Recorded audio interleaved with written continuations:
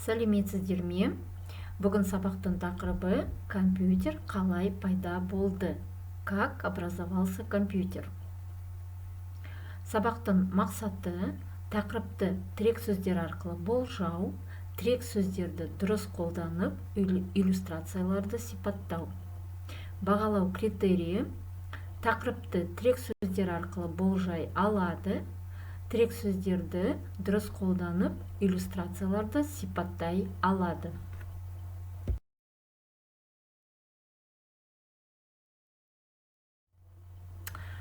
Алдымен оқушылар жаңа сөздермен танысамыз.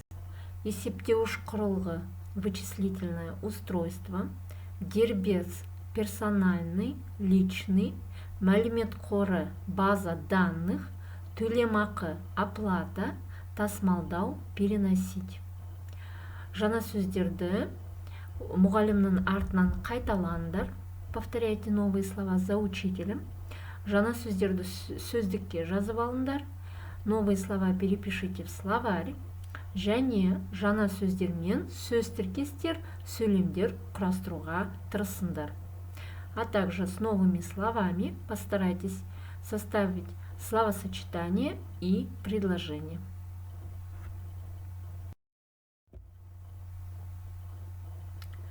Бірінші тапсырма оқулықтағы екінші тапсырмаға назар аударыңдар. Ассоциограмма: компьютерге қатысты өзің білетін сөздерді жазып, диаграмма толтыр. Вам нужно, ребята, составить ассоциограмму, то есть со словами, которые вы знаете, относящиеся к компьютеру, заполнить диаграмму. Дескрипторға назар аударыңдар. Сөздерді жазасыңдар 3 балл, грамматикалық қатесіз жазасыңдар 2 балл. Ребята, обратите внимание на дескриптор. За это задание вы получаете 5 баллов. Ал енді оқушылар, өз тапсырмаңызды тексеріңдер. Компьютер диаграмманы толтырамыз. Есептеуіш құрылғы, вычислительное устройство, ақпарат алу, получать информацию, фильм қарау, смотреть фильм, төлем жасау, оплачивать, сурет салу, рисовать, мәлімет қоры, база данных. Ребята, я надеюсь, что ваши ответы совпали с нашим ответами. 63-ші бетте бірінші тапсырма: суреттерге қарап, ақпараттық технологияның қолданылатын орындары туралы айтыңдар.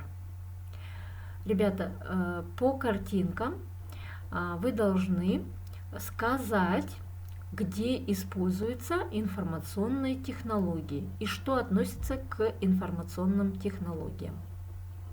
Дескриптор: қолданылатын орындарды айтты, сөйлем құрастыра алады және тән дыбыстарды дұрыс айтты.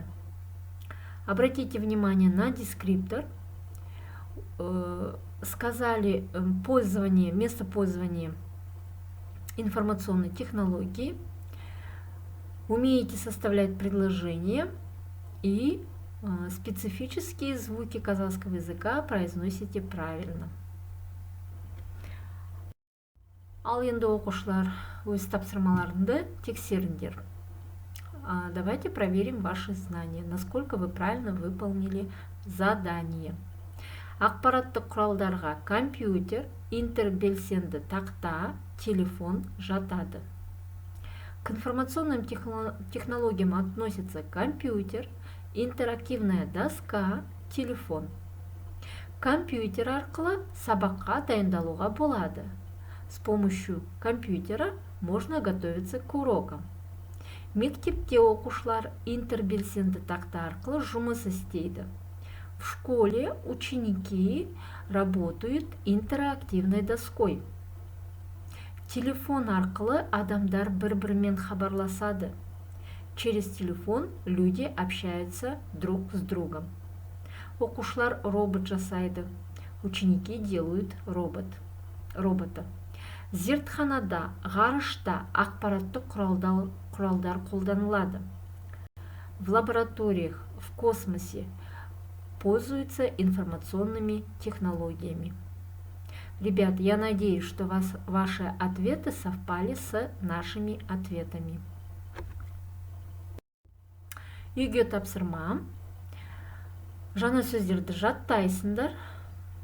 63-ші бетте бірінші тапсырманы орындайсыңдар. Ребята, домашнее задание на следующий урок. Слова нужно будет выучить. На странице 63 упражнение 1 выполнить в письменном. Сабақ аяқталды, сау болыңдар.